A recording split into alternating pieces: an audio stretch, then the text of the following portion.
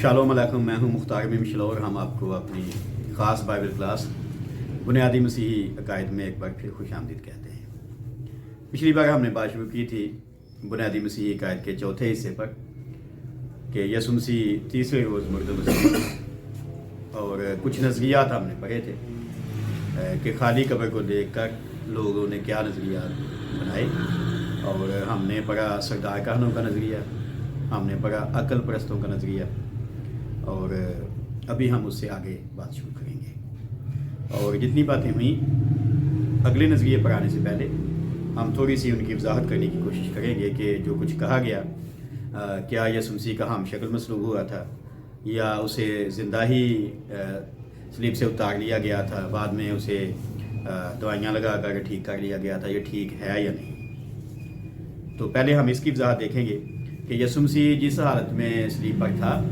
क्या उसे ज़िंदा उतारा गया था, और इस हालत में था क्या कोई दवाई काम कर सकती थी कि उसे बहाल कर दिया जाए या नहीं कर सकती। ठीक है, सो आज का अनुमान है, आप लिखना चाहे तो लिख सकते हैं, मसीह यसु की जान कनी। तो हम पहले ये बात करेंगे और फिर हम अगले नज़रिए पे आएंगे। और यहाँ मैंने अपने नोट्स में लिखा है, अमेरिकन बोर्ड ऑफ रेडियोलॉजी के सनद याफ्ता national institute of health Maryland के हार्ट, लिंग और ब्लड इंस्टीट्यूट के मुशीर, महक्कक, साइंसदान, 5 साइंसी कुतब के एडिटर, इंसानी उज़लात के सुकरने पर माहिर तजज़ियाकार और कैलिफोर्निया यूनिवर्सिटी के उस्ताद डॉक्टर एलेक्जेंडर मैथर का नज़रिया। तो मैं जल्दी से बोल रहा हूँ, हो सकता है आप कुछ बातें नोट कर सकें, कुछ ना नोट कर सकें, लेकिन बाद में आप इस वीडियो में देख सकते हैं, तो जो आप नोट कर सकते हैं आप कर सकते हैं। ठीक है जी। तो डॉक्टर साहब क्या कहते हैं, डॉक्टर एलेक्जेंडर मैथर यसु की जानकारी पर, और ये दुनिया के सबसे ज़्यादा माहिर डॉक्टर हैं या थे जब ये बुक लिखी गई जिससे मैंने ये इक़्तिबास किया, जो इंसानी जो जिस्म है उसके उज़लात के सुकड़ने और फैलने पर जो बड़ी माहिर राय रखते थे। और एक शख्स था, उसका नाम था ली स्ट्रोबल, बहुत साल पहले, और वो दोनों यानी मियाँ बीवी दहरिया थे। बाद में किसी तरह उसकी बीवी यसु पर ईमान ले आई। पहले उसने सोचा कि मैं अपनी बीवी को छोड़ देता हूँ, तो फिर उसने सोचा कि नहीं, ऐसी बात ठीक नहीं है, मैं अपनी बीवी से प्यार करता हूँ, तो मुझे क्या करना चाहिए, मुझे ये करना चाहिए कि मैं जानूँ कि ऐसा क्या था जो मेरी बीवी को मिल गया कि उसने यसु को कबूल कर लिया। तो फिर उसने तहकीक की, वैसे पेशे के एतबार से वो सहाफ़ी था, तो उसने मुख्तलिफ जो लोग थे उनसे उसने रब्ता किया, उनके इंटरव्यूज़ किए, थियोलॉजी पर, मेडिकल साइंस पर, इस तरह के। तो ये मेडिकल साइंस के हवाले से इस शख्स से भी वो मिला, और इससे उसने बड़ी सख्त किस्म की यसु मसीह के बारे में बातें की, और जो उसने वजाहत पेश की यसु मसीह की मसलूबियत के लिए डॉक्टर एलेक्जेंडर मैथर ने ली स्ट्रोबल के सामने, वो मैंने उसकी किताब छपी है अभी उर्दू में, उससे मैंने अपने नोट्स में नकल की हैं बातें और मैं आपके सामने रखता हूँ। पहली बात वो करता है डॉक्टर एलेक्जेंडर मैथर यसु मसीह की जानकारी के हवाले से कि जब गसमनी बाग में यसु का पसीना खून के कतरों की मानद जिस्म से बहना शुरू हुआ, तो ये एक जानी पहचानी तबई हालत थी जिसे मेडिकल ज़बान में हेमाटिड्रोसिस कहते हैं। तो आप लेबॉर्ट्री से हैं, उम्मीद है आपने शायद सुना हो या नहीं सुना हो। सुना है, हेमाटिड्रोसिस कहते हैं। और वो कहते हैं ये ऐसी जिस्मानी कमज़ोरी नहीं है, आम कोई नहीं है, बल्कि ये हद दर्जा नफसियाती दबाव और शदीद इज़्तिराब की हालत को बयान करती है, और ऐसी हालत में जिस्म से ऐसे केमिकल खारिज होते हैं जो पसीना पैदा करने वाले गदूद में मौजूद बहुत बारीक शरियानों को नुकसान पहुंचाते हैं। नतीजे के तौर पर इन गदूदों के अंदर थोड़ी मिकदार में खून बहता है और पसीने के साथ जिस्म से बाहर निकलता है। इस सूरत हाल में जिल्द बहुत नाजुक हो जाती है।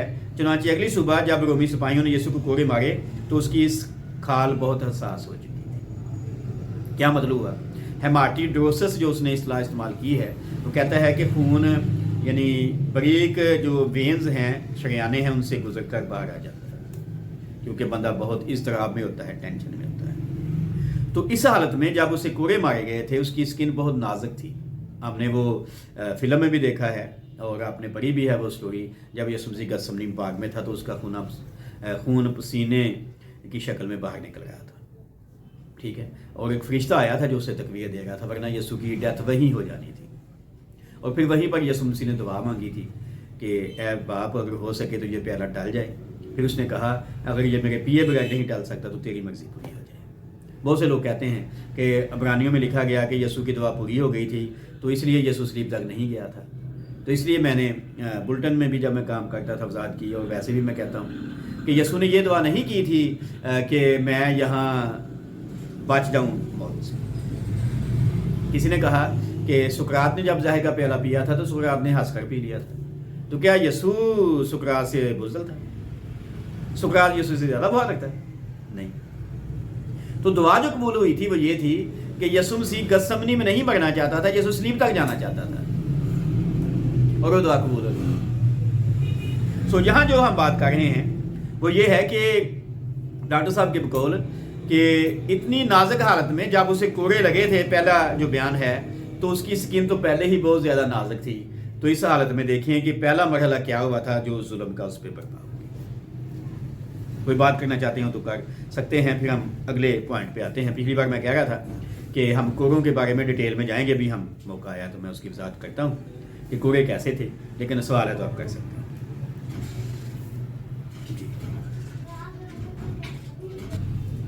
سو دوسری بات ڈاکٹر صاحب بیان کرتے ہیں کہ کوڑے مارنا انتہائی ظالمانہ فعل تھا۔ عموماً 39 کوڑے مارے جاتے، لیکن کئی مرتبہ اس سے بھی زیادہ، جس کا انحصار کوڑے کھانے والے کی برداشت پر نہیں بلکہ جلاد کے مزاج اور جسمانی طاقت پر تھا۔ کوڑے 39 سے زیادہ اس لیے نہیں مارے جاتے تھے کہ جو مجرم ہے وہ اور سہ سکتا ہے، بلکہ اس لیے کہ جلاد مار سکتا ہے۔ اگر آپ نے film the passion of the Christ دیکھی ہے تو آپ دیکھیں وہ کیا حال ہے مارنے والوں کا، یعنی کوڑے مارنے والے بھی مطلب بری حالت میں تھے، بہت طاقت کا کام ہے، اور جو سہنے والا تھا وہ تو آپ سوچ ہی سکتے ہیں۔ تو وہ کہتا ہے کہ رومی سپاہی چمڑے کے تسموں کا کوڑا استعمال کرتا جس میں کسی دھات کے گولے گدے ہوتے تھے۔ جب کوڑا بدن پر لگتا تو دھاتی گولے گہرے زخم اور اندرونی چوٹیں لگاتے جس سے کھال پھٹ جاتی تھی۔ ان کوڑوں میں نکیلی ہڈیوں کے ٹکڑے پروئے ہوتے جو گوشت کاٹ ڈالتے تھے۔ کمر کی اس حد تک دھجیاں اڑ جاتی تھیں کہ گہرے زخموں کے سبب سے کئی مرتبہ ریڑھ کی ہڈی تک نظر آنے لگتی تھی۔ یہ کوڑے ساری پشت پر کندھوں سے لے کر کولے اور ٹانگوں کے نچلے حصوں تک مارے جاتے، اور یہ سزا ہولناک ہوتی تھی۔ تو آپ سوچیں کہ پہلے کیا ہے، پسینہ خون کی بوندیں بن کر نکلتا ہے، حساس ہو گئی ہے اسکن، اور اب یہاں کوڑے مارے جا رہے ہیں۔ لیکن بیچ کا پروسیس اگر آپ دیکھیں تو پہلے اسے ہنا کی عدالت میں لے کے گئے تھے، سردار خان ہنا کی عدالت میں، پھر اسے قائفہ کی عدالت میں لے کے گئے تھے۔ آدھی رات کے بعد صبح 6 بجے تک یہ چلتا رہا تھا معاملہ۔ صبح 6 بجے پھر وہ پلاطس کی عدالت میں لے گئے تھے، اور ہم نے پیچھے دیکھا جو پلاطس نے یسوع کو چھوڑنے کی کوششیں کی تھی، اس نے کہا میں پٹوا کر چھوڑے دیتا ہوں۔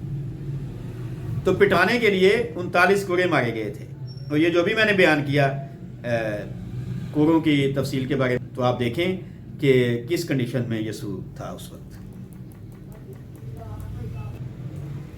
جی یہ عام طور پر کسی بھی اونچا بولیے، عام طور پر کسی بھی انسان کو 39 کوڑے، کوئی بھی جو اس طرح کا مجرم ہوتا تھا اسے 39 مارے جاتے تھے، جس طرح کا مجرم انہوں نے یسوع کو بنایا۔ کم از کم 39 زیادہ جتنے، ہاں کم از کم 39، اور ویسے تو 39 مارنا بھی ہمت کی بات تھی، زیادہ بھی مار دیتے تھے، ٹھیک ہے، کیونکہ جو مارنے والے تھے کون سا انہوں کو پوچھنے والا تھا۔ یہ 39 کے لیے ایک ہی دو شخص استعمال ہو، ضروری نہیں ہے، اگر ایک جلاد تھوڑے مار کے وہ تھک گیا ہے تو دوسرا بھی آ سکتا تھا۔ 39 تو لگنے ہی لگنے ہیں نا، زیادہ تو بات کی بات ہے۔ اگر ایک شخص نہیں 39 مار سکتا تو دوسرا لے آتے تھے، اور فلم میں آپ دیکھ سکتے ہیں ایک سے زیادہ لوگ مار کے آئے تھے۔ تیسری بات ہے، وہ کہتا ہے ایک ماہر طب رومیوں کی تشدد کی بابت لکھتا ہے کہ جب کوڑے مارنے کا عمل جاری رہتا تو پھٹتے ہوئے زخم جسمانی ڈھانچے کے گرد عضلات تک پہنچتے اور بہتے خون کے ساتھ گوشت کی بوٹیاں باہر نکلنے لگتی تھی۔ پیشن آف دی کرائسٹ میں آپ نے دیکھا ہوگا۔ तीसरी सदी मसीही का तारीख नवीस यूसीबीएस अपना शख्सी मुशाहदा बयान करता है कि कोड़े खाने वाले की वरेदें बरहना पड़ी थीं और उसके उजलात पट्ठे और अंतरियाँ नुमायाँ नजर आ रही थी।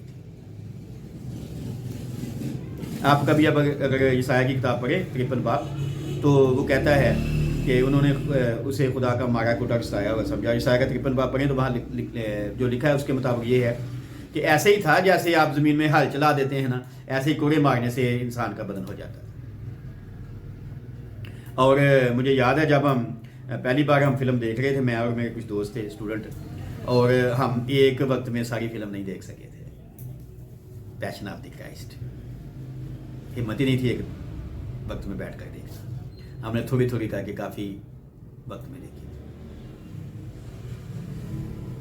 सवाल प्लीज़। ये मैं बयान करने की कोशिश कर रहा हूँ कि ताकि हम जानें कि जब यसु स्लीपर था ये सब कुछ हो रहा था, उससे पहले हुआ कुछ बाद में, तो क्या वो इस हालत में था कि उसे मरहम पट्टी करके ठीक कर लिया जाता है। चौथा पॉइंट है, इस तरह के तशद्दुद का निशाना बनने वाला शख्स शदीद करब से गुजरता। और एक और मेडिकल नई इस्लाह इसके बाद आगे आई है, वो है हाइपोवोलेमिक शॉक लगता था उसे। सुना? बोले नहीं। हाइपोवोलेमिक शॉक जो है वो ये, हाइपो से मुराद है कम, वोल से मुराद है मिकदार, और एमक का मतलब है खून। यानी एक शदीद ज़ख्मी शख्स बहुत ज़्यादा खून बह जाने के बायस हाइपोवोलेमिक शॉक से बुरी तरह मुतासर होता था। इस तरह 4 बातें होती थी। जब खून कम हो जाता है बहने की वजह से, तो 4 बातें होती थी। पहली बात ये होती है कि दिल की रफ्तार उस खून को पंप करने के लिए बढ़ जाती है, जो होता ही नहीं है। खून का दबाव कम होने से नकाहत और गुनूदगी तारी हो जाती है। माया की बची खुची मिकदार को बरकरार रखने के लिए गुर्दे पेशाब बनाना बंद कर देते हैं। चौथी बात, इंसान शदीद प्यास महसूस करता है क्योंकि खून बह जाने के बाद जिस्म के माया की मिकदार को पूरा करने की तगोदो में लग जाता है। ये हुआ, हालत बतदरीज बुरी से बुरी हो गई। 5वीं बात, यसु मसीह सलीब की अमूदी लकड़ी को उठाए हुए कलरी के मकाम मसलूबी की तरफ ऊपर जाते वक्त लड़खड़ा रहा था। आखिरकार वो गिर पड़ा और रोमी सिपाहियों ने शमन क्रेनी को हुक्म दिया कि वो उसकी खातिर सलीब उठाए। यहूदी तशद्दुद और रोमी कोरों की मार के भयानक नताइज बरामद हुए। लिहाजा इससे कबल कि यसू के हाथों और पाँव में कील ठोंके जाते वो खतरनाक हालत में दाखिल हो चुका था। बाद हम पढ़ते हैं कि यसू ने सलीब पर कहा, मैं प्यासा हूँ, तब उसे पीने को सिरका दिया गया था। ये है जानकनी का पहला हिस्सा। 5 बातें मैंने आपके सामने रखी, सवाल है तो कीजिए। और मैंने ये सारी बातें कुछ डॉक्टर साहब की रिसर्च की हैं, कुछ मेरी रिसर्च की हैं, जो मैंने जोड़कर आपके सामने रख रहा हूँ। इसलिए अपनी किताब में लिखी हैं ताकि हम जानें कि जो मेरे लिए मरा था उससे कितनी अज़ियत सहना पड़ी थी। हम तो ऐसे ही गा देते हैं ना, हाय हाय तेरे दुख ने पड़े, तो हमें तो हाय भी नहीं करना आता। आइए दूसरे हिस्से पे चलते हैं, अगर सवाल नहीं तो। अगला हिस्सा है सलीब वाला, और लिखना चाहे तो लिख सकते हैं सलीब की अज़ियत। सलीब की अज़ियत ऐसी हालत के बाद, कोड़े खाने के बाद, हाइपोवोलेमिक शॉक के बाद।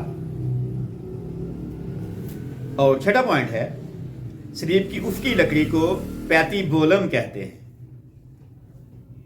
जो माँ बाद ज़मीन में गाड़ दी जाती। यसु को उफ़की लकड़ी पर लिटाने के बाद हाथों को बाहर की तरफ खोलकर अमूदी लकड़ी के साथ कीलों से जड़ दिया गया। और कीलों से कैसे जड़ा गया, ये अगले 7वें नंबर पर है। रोमी सिपाही 5 से 7 इंच लंबी कीलें इस्तेमाल करते थे। 5 से 7 इंच लंबी।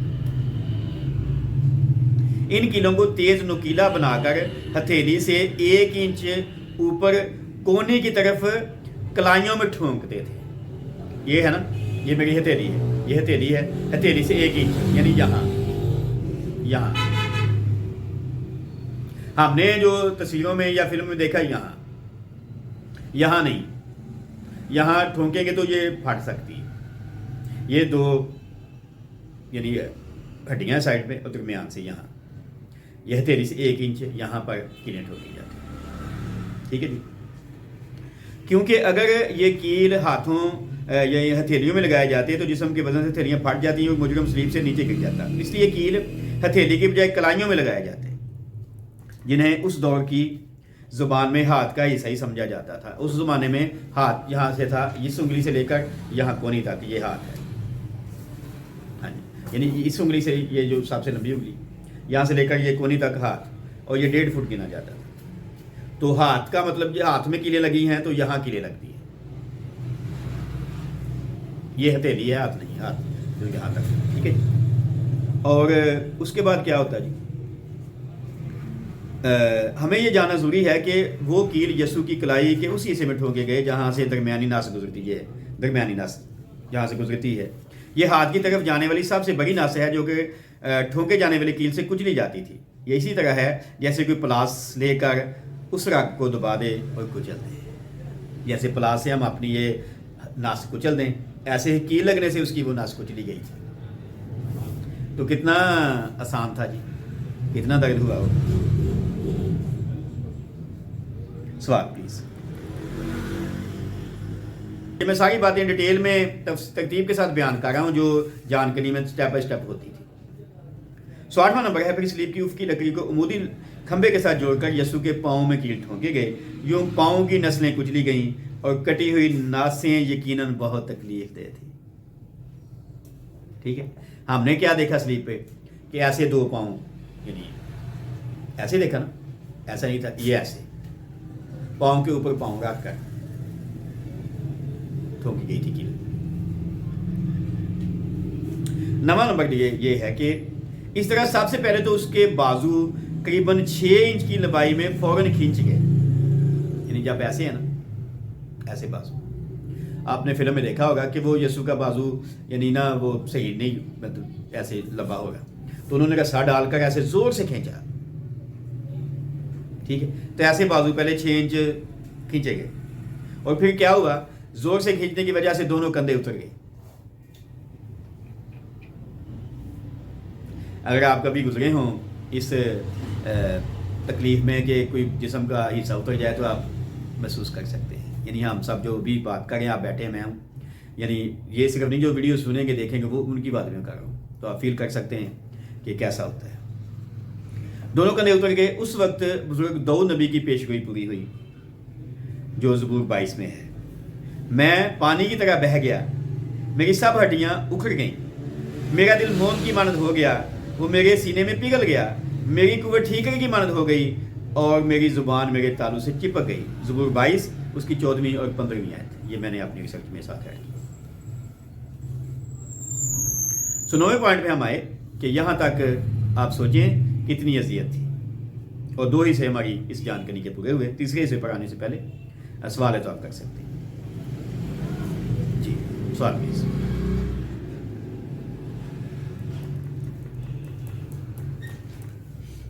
تیسرا حصہ ہے موت کی وجوہات، کہ کیوں موت ہو گئی۔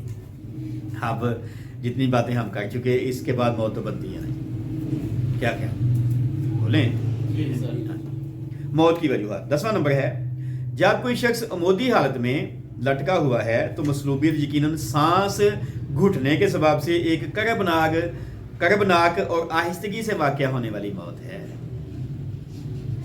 ٹھیک ہے، بازو ایسے ہیں، پاؤں کے اوپر پاؤں ہے اور ایسے کھینچے ہوئے ہیں، باندھے ہیں رسیوں سے، اور کیل بھی لگے ہیں، اور سانس لینا اسے بہت دشوار ہو رہا ہے، اور ایسی حالت میں وہ کہتے ہیں جی موت یقیناً سانس گھٹنے کے سبب سے ہوگی۔ 11واں نمبر، دوسری وجہ یہ ہے کہ جسم کے پٹھوں اور پردہ شکم پر ہونے والا تناؤ سینے کو سانس اندر کھینچنے کی حالت میں رکھتا ہے۔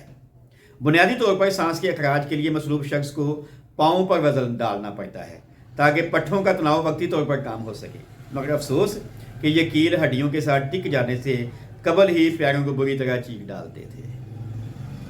سمجھ آئی نا، جب وہ سانس لینے کے لیے ایسے پاؤں ہیں تو پاؤں پہ وزن ڈالتا ہے تو پاؤں چیرے جاتے ہیں، ہاتھوں کو ایسے کرتا ہے تو ہاتھ چیرے جاتے ہیں۔ اور مجھے امید ہے جو میری ویڈیو دیکھیں گے ضرور فیل کریں گے اس کرب کو جو یسوع نے میرے لیے اور آپ کے لیے سہا، اور یقیناً مجھ سے اتفاق کریں گے کہ آپ نے کبھی پہلے نہیں سنا ہوگا کہ یسوع اس طرح سے اذیت میں گزرا تھا، क्या कह रहे, सुना नहीं। अगले पॉइंट पे आते हैं, 12वां पॉइंट। इसके बाद मसलूब शख्स को तनाव कम करके सांस को अंदर खींचना पड़ता था और दोबारा सांस खारिज करने के लिए अपने आप को फिर से ऊपर उठाना होता था। यानी पहले आगे झुका है फिर ऊपर, तो सब कुछ आपको पता है उल्ट पुल्ट हो जाता है, जिसके बायस उसकी जख्मी और खून आलूदा कमर सलीब की खुरदरी लकड़ी से रगड़ी जाती थी। ये पीछे से भी मामला था।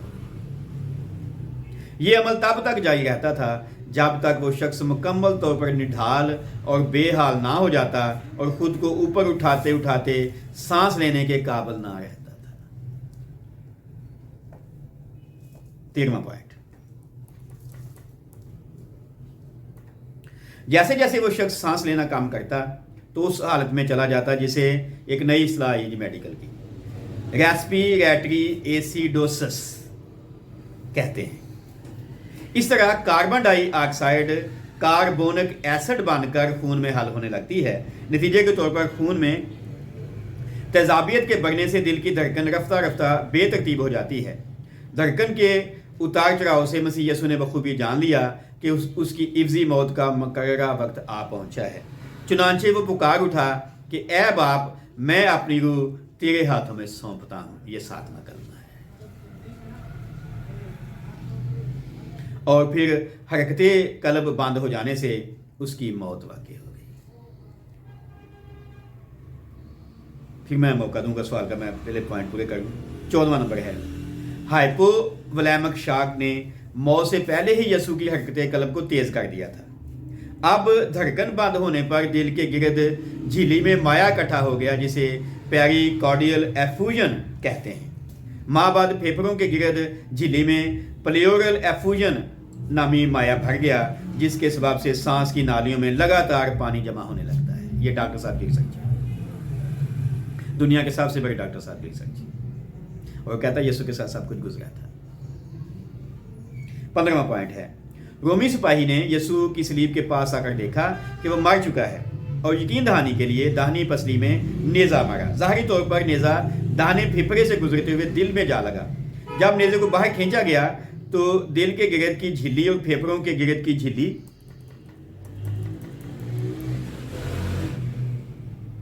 के माया बाहर आ गई। ये माया देखने में शफाफ पानी था और फिर बहुत सा खून बहने लगा, जैसा कि ऐनी शाहद यूहन्ना रसूल बयान करता है कि उनमें से एक सिपाही ने भाले से उसकी पसली छेदी और फिल फौर उससे खून और पानी बह निकला। यूहन्ना की इंजील उसका 19वां बाब 34वीं आयत। ये अगला मरना है। डॉक्टर साहब कहते हैं मौत हो चुकी है, अब तस्दीक हो रही है। अगर यीशु ना मरा होता तो खून और पानी नहीं बहता जी। तो वो लोग जो कहते हैं यीशु सलीब पे बेहोश हो गया था जी, जिंदा ही था, तो ये क्यों हो गया? अंजील का बयान अपनी जगह, कुछ लोगों को प्रॉब्लम है अंजील से, वो कहते हैं बदल गई है, लेकिन मेडिकल साइंस क्या करेंगे, क्या कहेंगे? उस सिपाही जो माहिर था उसने चेक किया था, उसने तस्दीक की थी, उसको तो आप नहीं टाल सकते ना। 16वां पॉइंट, अगर सिपाही किसी मेडिकल स्कूल से फारुल तहसील नहीं थे लेकिन मुजरम की जान लेने के माहिर थे, ठीक है, आप कहें कि वो उनको मेडिकल नहीं आता, पर ये रोज़ का काम था उनका, वो अपने काम को हमेशा अच्छी तरह निभाते थे।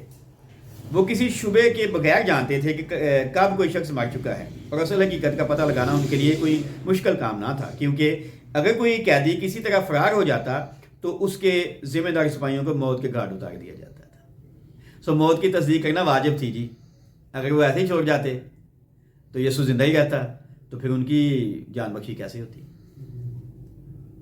चुनाचे रोमी सिपाहियों के पास मुकम्मल यकीन दहानी की एक बड़ी तरकीब मौजूद थी कि सलीब से उतारा जाने वाला शख्स वाकई ही मर चुका है। अलावा जी 1986 में डॉक्टर विलियम डी एडवर्ड्स के journal of the American medical association में छपने वाले मकाले का लुबे लबाब ये था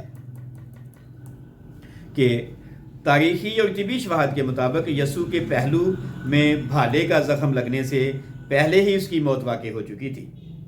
नतीजे के तौर पर वो तफासिर जो इस मफरूज़े पर मबनी हैं कि यीशु सलीब पर मरा नहीं था, जदीद इल्म तिब की मुखालफ हैं। تو یسوع صلیب پہ مرا تھا، اتنی اذیت ناک موت میرے اور آپ کے لیے۔ سوال ہے تو کیجیے۔ ہم نے بات کی یسوع کی جان کنی کے بارے میں، 3 پوائنٹ دیکھیے، اور وہ ساری اذیت اس نے میرے لیے اور آپ کے لیے سہی۔ جی سوال پلیز۔